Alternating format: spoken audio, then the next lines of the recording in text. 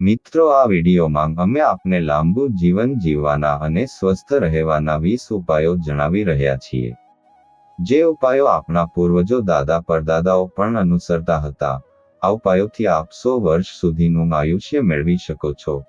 ખાસ આ વિડીયોમાં જણાવેલા દરેક ઉપાયોનું પાલન કરશો તો આપને ક્યારેય પણ કોઈ રોગનો સામનો નહીં કરવો પડે.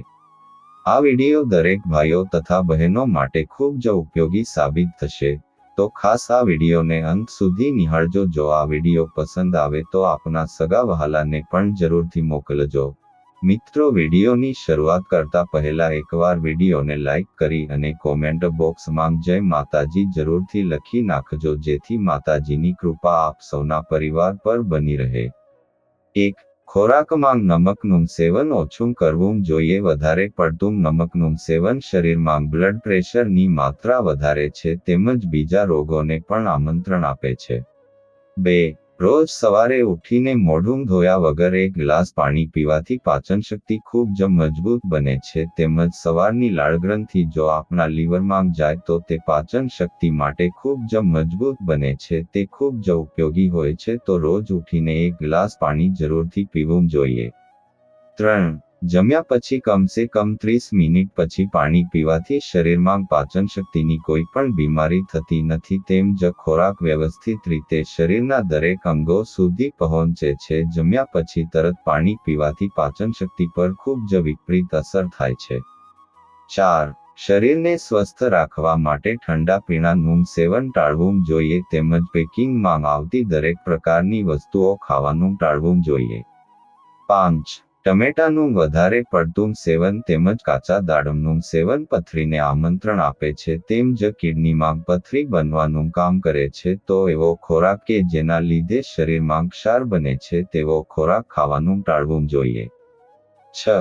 ચા બનાવતી વખતે ચામાં ખાંડની જગ્યાએ ગોળનો ઉપયોગ કરવો સ્વાસ્થ્ય માટે ખૂબ જ ફાયદાકારક હોય છે તેમજ ચાનો સ્વાદ પણ વધારે સારો લાગે છે. 7. મોટી ઉંમરના લોકોને સવારમાં લીલા ઘાસ ઉપર ચાલવું જોઈએ. દિલ આકાશ ઉપર ચાલવાથી શરીરમાં લોહીનું પરિભ્રમણ વધે છે તેમજ હૃદય રોગની બીમારી થતી નથી. લીલા ઘાસ ઉપર ચાલવાથી આંખોમાં આવેલા નંબર પણ જતા રહે છે. 8. જે લોકો ખૂબ જ વધારે પ્રમાણમાં પાણી પીવે છે તે લોકોથી 90% બીમારીઓ દૂર રહે છે તેમજ શરીરનું લોહી પણ ચોખ્ખું રહે છે. પાણી આપણા શરીર માટે ખૂબ જ મોટી ભૂમિકા ભજવે છે, જેથી દિવસમાં પુષ્કળ પ્રમાણમાં પાણી પીવો. 9. જે લોકો સવારમાં માત્ર 10-15 મિનિટ શારીરિક કસરત કરે છે તેની ઉંમર સામાન્ય લોકો કરતાં વધારે જ હોય છે, જેથી સવારમાં ઉઠીને ફક્ત 15 મિનિટ થોડીક શારીરિક કસરત કરવી શરીર માટે ખૂબ જ ફાયદાકારક હોય છે. 10. જો ક્યારેક તમારું હૃદય જોરથી ધબકવા લાગે છે તો ઊંડા શ્વાસ લો. ઊંડા શ્વાસ લેવાથી તમારા હૃદયની ધબકવાની પ્રક્રિયા થોડા જ સેકન્ડોમાં નોર્મલ થવા લાગે છે.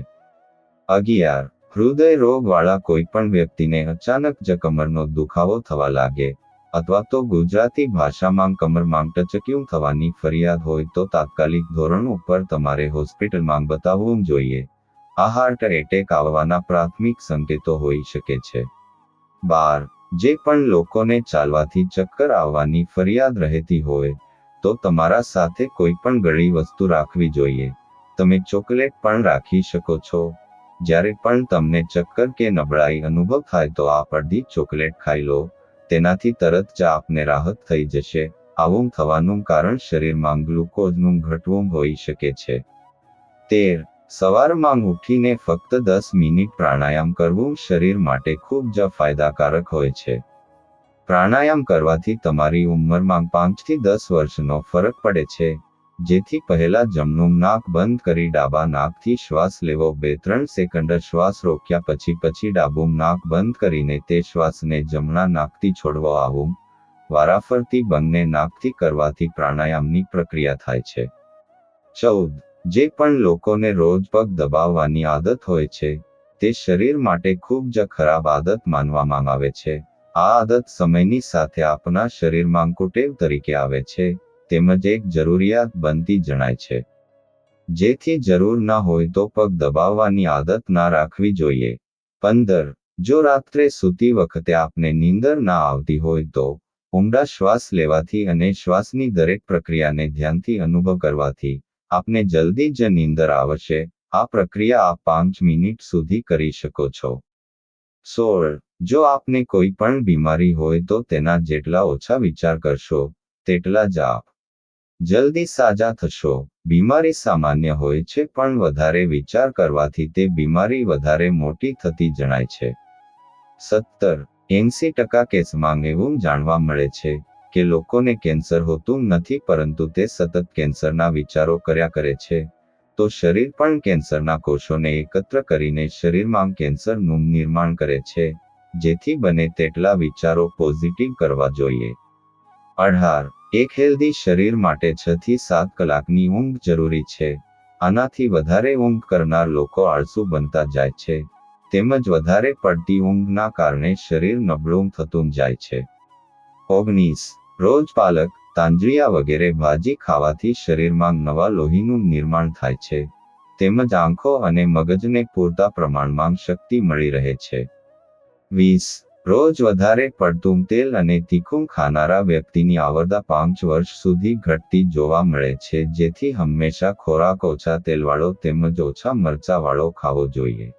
અને પેટના બળતરાનો અર્થ છે આંતરિક સોજો, જે કેન્સર, અસ્થમા, ડાયાબિટીસ જેવા ઘણા અનિચ્છનીય રોગોનું મૂળ હોઈ શકે છે. કેન્સર અને ડાયાબિટીસ જેવા બિનચેપી રોગો દર વર્ષે 4 કરોડ લોકોને શિકાર બનાવે છે. આ રોગો 74% અકાળ મૃત્યુ માટે જવાબદાર છે. પરંતુ આનાથી બચવાનો ઉપાય આપણા ઘરમાં જ છે. હળદરમાં કર્ક્યુમિન નામનું રસાયણ જોવા મળે છે, જેમાં બળતરા વિરોધી ગુણ હોય છે. નેશનલ લાઇબ્રેરી ઓફ મેડિસિનમાં પ્રકાશિત થયેલા એક સંશોધન દર્શાવે છે કે હળદર બળતરા ઘટાડવા અને આ રોગોના જોખમને ઘટાડવામાં અસરકારક છે. તેનાથી ઉંમર પણ વધી શકે છે. અને ખાસ ઊંઘમાં સંતુલન ખૂબ જ જરૂરી છે. ઊંઘની જરૂરિયાત વિશે તો દરેક જણ જાણે છે, પરંતુ શું તમે જાણો છો કે રોજ ઓછી ઊંઘ લેવાથી અકાળ મૃત્યુનું જોખમ પણ વધી શકે છે? મેડિકલ જર્નલ સ્લીપમાં પ્રકાશિત એક સંશોધન દર્શાવે છે કે દરરોજ 5 થી 7 કલાકથી ઓછી ઊંઘ લેવાથી અકાળ મૃત્યુનું જોખમ 12% વધી શકે છે. જ્યારે વધુ પડતી ઊંઘ પણ જોખમી છે.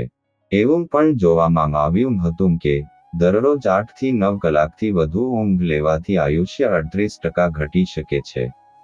તેથી લાંબા જીવન માટે ઊંઘ અને ઊંઘમાં સંતુલન જાળવવું અને રોજ એકસરખા સમયે સૂવું અને જાગવું ખૂબ જ જરૂરી છે.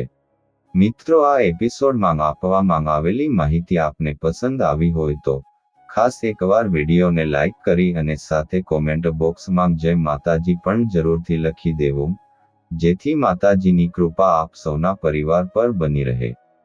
સાથે આપ પણ જો કોઈ ઉપાય જાણતા હોય તો ખાસ અમને કોમેન્ટ બોક્સમાં જણાવવા વિનંતી છે. આવતા એપિસોડમાં આપના ઉપાયને જરૂરથી અમે આગળના વિડીયોમાં ઉલ્લેખ કરીશું. ફરીથી મળીશું મિત્રો કોઈ નવા એપિસોડ સાથે. ખાસ આપની આ ચેનલને સબસ્ક્રાઇબ કરવાનું ભૂલશો નહીં, જેથી આવા જ માહિતી સરસ વિડીયો આપને સમયસર મળતા રહે. ખૂબ ખૂબ ધન્યવાદ. જય માંગાત્રાળ. જય શ્રી કૃષ્ણ.